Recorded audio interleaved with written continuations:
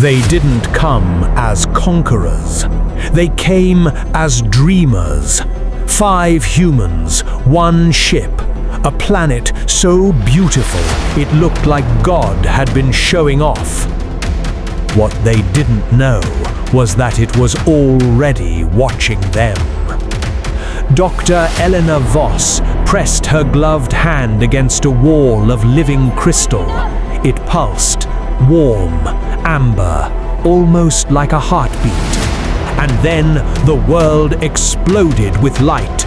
Color raced outward in perfect rings across the plains. It climbed the glowing spires. It lit up islands floating in the sky like they'd been waiting for this moment.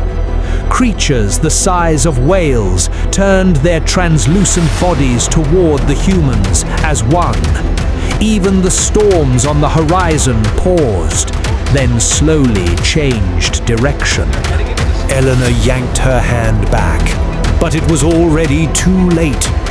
The planet had noticed them. Team, advance! Watch the fissures! Copy, moving in! Hostiles ahead, weapons ready! Ready, covering you! Push through for the mission! For 6 weeks they had walked this world in absolute wonder. Crystal forests that sang when the wind moved through them, rivers of light that flowed uphill, lightning storms that danced in perfect mathematical patterns like they were solving equations in real time. It felt like paradise. But here's the thing about paradise. Paradise doesn't watch you back. This planet wasn't just alive, it was one single connected thinking organism, billions of years old, patient beyond anything the human mind could hold. And now it was fully awake. The signs started small. Glowing creatures drifted closer to their habitat. They didn't attack, they studied. Their bodies shifted, copying the shape of the crew's helmets, then their scanners, then the exact curve of Elena's face, each copy more perfect than the last. What are you? Stay back! I am the future. Join us. It's hostile. Weapons ready. Resistance is futile. You will be assimilated. Not today. Fire! Marcus, the geobiologist, laughed it off. They're just curious, he said. But Priya had been watching the power readings. Their equipment wasn't draining anymore. Something in the air itself was recharging it.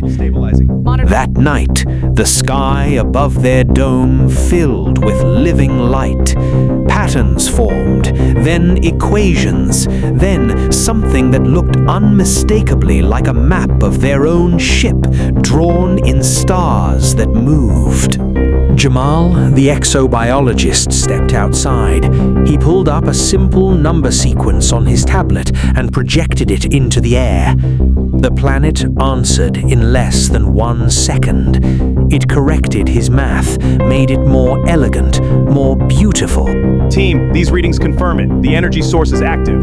Captain, the crystals are resonating. It's incredible. Exactly. The base log should give us the final coordinates. Understood. Moving to the entrance now. And then it showed them something none of them were ready to see. Visions filled the air around them like memories that weren't their own. They saw this world young, hammered by comets, flooded with exotic chemistry from across the galaxy. They watched life rise slowly, connect and weave itself into one vast mind over billions of years. They saw other visitors arrive before them, not human. They watched those visitors take samples, run tests, and then gently guided away when the balance started to tip. Eleanor's chest went tight. "We're not the first," she whispered. Jamal shook his head slowly. "No," he said, "we're just the latest." The planet wasn't angry, it was protective of itself, of the delicate, perfect harmony it had spent an eternity building. and it had decided that humans, with their machines, their hunger, their need to understand and own everything they touched, were a risk it could no longer ignore. The next morning, the ground around their ship began to change, not violently, beautifully. Living crystals spiraled up around the landing struts, slowly, gracefully. It didn't crush the metal, it healed it. Odyssey, we are in position. Crystals are at full charge. Powering up. Odyssey is lifting off. We're clear. The dome began to glow from within, like the planet was offering it a new skin made of light and living stone.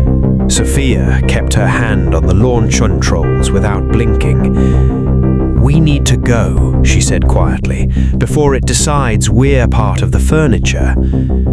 Eleanor wanted to stay. Marcus wanted to document everything. But Jamal had already changed. After hours connected to the planet's network through an interface they'd built together, he stepped back with tears running from his face and something ancient sitting in his eyes. It showed me what we could become if we ever learned to listen instead of take. He looked at each of them. It doesn't hate us. It just knows we can't stay. Not like this. Not yet. He chose to remain. When the others suited up, Jamal walked outside without protection. The air accepted him like he'd always belonged to it. His skin took on the same soft amber glow as the crystals rising around him. He turned back one last time. "Tell them what you saw," he said. "Tell them there are still places in this universe that don't need saving. They just need to be left alone." The ship rose through a corridor of perfect calm the planet had opened just for them. No turbulence, no resistance, only permission. As they broke into orbit, Elena looked back at the world growing small beneath them. It was more alive than when they'd arrived. The light networks pulsed stronger. The floating islands moved in slow, deliberate new patterns. And across one entire continent, the living light formed a single, unmistakable shape. A hand. It closed slowly, then opened into something that looked like a blooming flower. Elena recorded her final log with a voice that barely held together. "We came here to claim a world," she said.